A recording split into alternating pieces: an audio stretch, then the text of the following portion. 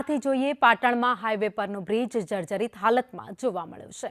કલેક્ટરની આંખમાં ધૂળ નાખવાનો પ્રયાસ થયો છે। કલેક્ટરના આદેશને તંત્ર ગોળીને પી જતું હોય તેવું લાગી રહ્યું છે। હારીજ રાધનપુર હાઈવે પરનો બ્રિજ અત્યારે જર્જરિત હાલતમાં છે।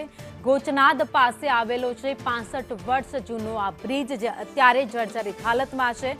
રોડ ઉપર મસમોટા ખાડા છે, કેટલીક જગ્યાએ તિરાડો છે, તો જર્જરિત બ્રિજ પર ભારે વાહનો માટે અત્યારે પ્રતિબંધ મૂકવામાં આવ્યો છે।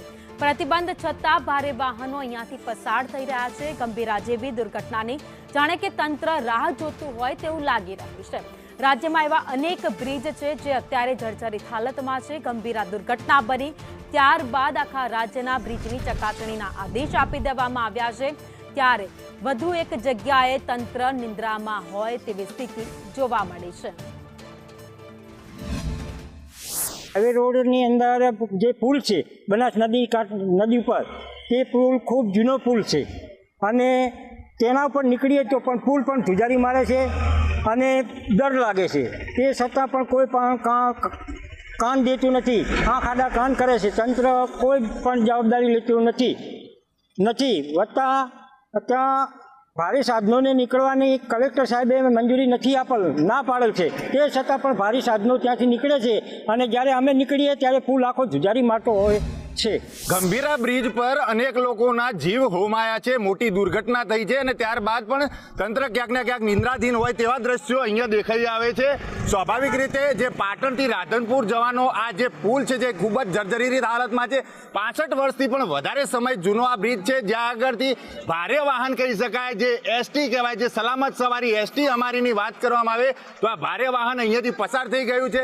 વાત કરવામાં આવે તો જેટલા પણ જર્જરિત બ્રિજો છે તેને અત્યારે ભારે વાહનોની અવરજવર માટે બંધ કરવાની વાતો અત્યારે કરી દેવામાં આવે છે। પાટણ જિલ્લા કલેક્ટર દ્વારા પણ હુકમ ફરમાવી દેવામાં આવે છે અને સાથે સાથે પાટણ જિલ્લા પોલીસ અધિક્ષક તેમજ ડીડીઓને પણ આ હુકમનું પાલન કરવા માટે વાત કરી દેવામાં આવી છે।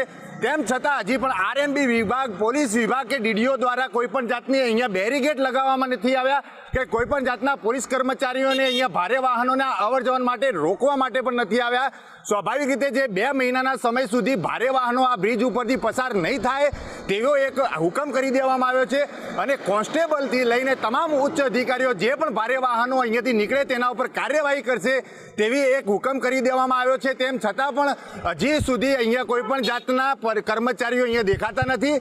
તો પણ અહીંયા આગળ કહી શકાય તો જે રીતના પાટણ જિલ્લા કલેક્ટરનો હુકમ કરી દેવામાં આવે છે તે તમામ હુકમને અત્યારે પાટણ જિલ્લા વહીવટી તંત્ર દ્વારા ઘોળીને પી જવામાં આવ્યો છે। રાહ જોઈ રહ્યા છે કે હજુ પણ એક બીજી આવી હોનારત થાય ને અનેક લોકોના જીવ હોમાય એની રાહ જોવાતી હોય તેવું લાગી રહ્યું છે। યશવંત પટેલ, સંદેશ ન્યૂઝ, રાધનપુર। તો પાટણના જે દ્રશ્યો સામે આવ્યા, હારીજ રાધનપુર હાઈવે છે, આ પુલ બનાવવામાં આવ્યો છે, પુલ અત્યારે જર્જરિત હાલતમાં છે।